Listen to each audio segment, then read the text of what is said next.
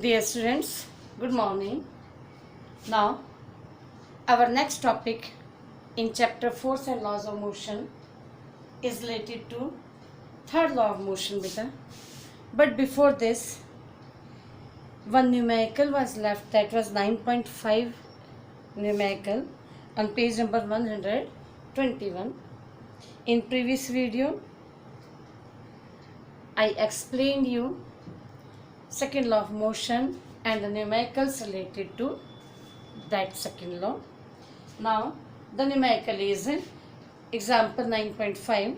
The velocity time graph of a ball of mass 20 gram. This is velocity time graph. इसमें ball का दिखा रखा है and the velocity is in centimetre per second बेटा.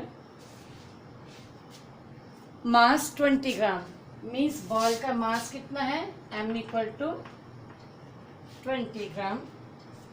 Moving along a straight line on a long table, how much force does the table exert on the ball to bring it to rest? Means we have to calculate force. Force निकालना है कि कितना force लगा इसको rest पर लाने के लिए. बेटा you can see here initially ball was having the velocity 20. Mean जब टाइम 0 था उस वक्त बॉल की वेलोसिटी कितनी थी 20 सेंटीमीटर पर सेकेंड. मीन्स इसकी यू कितनी आएगी, यू हो जाएगी 20 centimetre per second. I am taking u and v here because we have to calculate a, because we know that f equal to ma. We are already having m in the question, but in order to calculate a, we need a equal to v minus u upon t. So we need u, v and t. So here from this graph, u equal to 20 centimetre per second. आप देख सकते हो initially जब 0 पर था means object जब initial position में इसकी ली गई है उस टाइम पर उसकी वेलोसिटी कितनी है 20 सेंटीमीटर पर सेकेंड. उसके बाद टाइम 10 सेकेंड के बाद उसकी वेलोसिटी कम होगी and become 0. So final velocity v equal to 0 centimetre per second. और कितने टाइम में हुई 10 सेकेंड में बेटा. तो टाइम कितना आ गया, time equal to 10 seconds.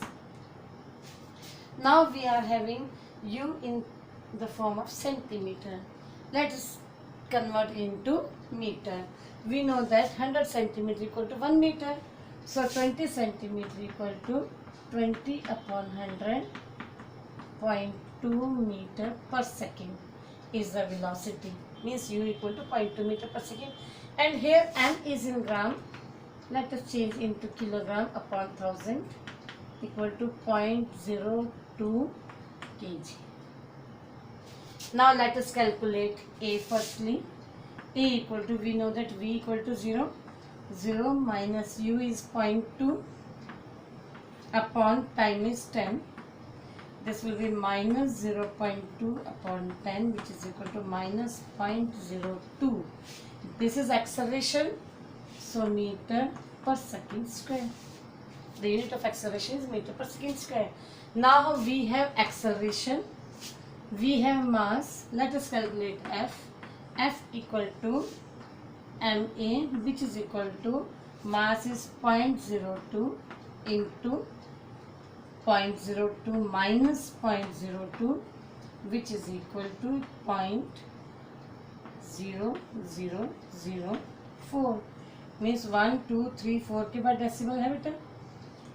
here it is minus, so minus let me write minus 0.0004 Newton.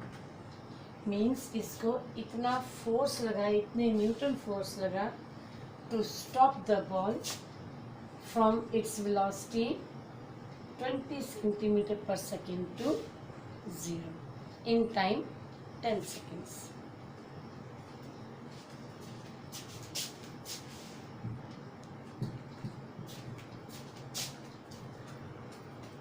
Now beta next topic is Newton's third law of motion. According to Newton's third law of motion, for every action there is equal and opposite reaction. बेटा आपने पहले दोनों law में तो force के बारे में पढ़ा कि फोर्स जब एक्ट होता है तो बॉडी एक्सेलरेट होती है, तो फोर्स कैसे कैलकुलेट होता है। लेकिन अब इधर हम क्या पढ़ेंगे कि फोर्स लग रहा है तो वो जो फोर्स है उसका एक्शन, अगर वो एक्शन हो गया तो उसका रिएक्शन क्या होगा। जैसे आप लोगों ने देखा होगा, आप किसी फर्श पर अगर चलते हो या वॉकिंग के टाइम पर आप क्या करते हो, एक पैर से तो आप इस मीन्स जो रोड है इसको पीछे धक्का देते हो। जब आप उसको पीछे धक्का देते हो तो आपका दूसरा पैर आगे आता है। मीन्स एक पैर से आप पीछे करते हो, दूसरा पैर आपका आगे कैसे जाता है। आपने इस सड़क पर फोर्स लगाया, एक पैर से इसको फोर्स लगा के पीछे किया मीन्स, लेकिन आप पीछे तो कर नहीं सकते थे क्योंकि आपकी तो अर्थ इतनी बड़ी है। ठीक है, आपने जो फोर्स लगाया अर्थ ने आपको उल्टा फोर्स लगा दिया। आपका ये था action in the backward direction, और जब अर्थ ने या रोड ने आपको फोर्स लगाया वो था रिएक्शन। इधर एक्शन एंड रिएक्शन होते हैं बेटा, but they act on different objects. इधर एक्शन इसके ऊपर हुआ था लेकिन रिएक्शन किसके हुआ, इंसान के ऊपर हुआ। जो आदमी चल रहा था रिएक्शन उसके ऊपर हुआ, उससे पहले एक्शन किस पर किया था, रोड के ऊपर किया था। So for every action there is equal and opposite reaction, but both action and reaction act on different object. Means ये अलग अलग ऑब्जेक्ट पर होते हैं। अब जरूरी नहीं है कि इसमें फोर्स जितना हमने उतना उधर लगाया उतना ही उधर लगेगा, ऐसा कोई जरूरी नहीं है। आप लोगों ने कई बार देखा होगा बोर्ड के ऊपर से जब कोई आगे जमीन के ऊपर छलांग लगाता है, मीन्स बोर्ड से जब कोई इंसान उतरता है, ठीक है, तो क्या करता है वो बोर्ड से एक पैर से बोट को पीछे धकेलता है, तो बोट थोड़ी पीछे जाती है पानी में और बोट आपको आगे धक्का देती है। पहले उसने एक्शन लगाया, फिर क्या हुआ, रिएक्शन हुआ। So for every action there is equal and opposite reaction. एक और एग्जांपल है बेटा, अगर आप स्प्रिंग बैलेंस लेते हो, दो स्प्रिंग बैलेंस ले लो, ऐसी एक और ले लो, एक को हुक से लगा दो इधर और इसको आप खींचो, दोनों को ज्वाइन कर दो और इसको आप स्ट्रेच करो। सपोज ये ए है, ये बी है, आप तो इस बी को खींच रहे हो ना, आप दोनों में देखना रीडिंग सेम आएगी। जितना फोर्स इसमें है उतना ही इसके अंदर आएगा।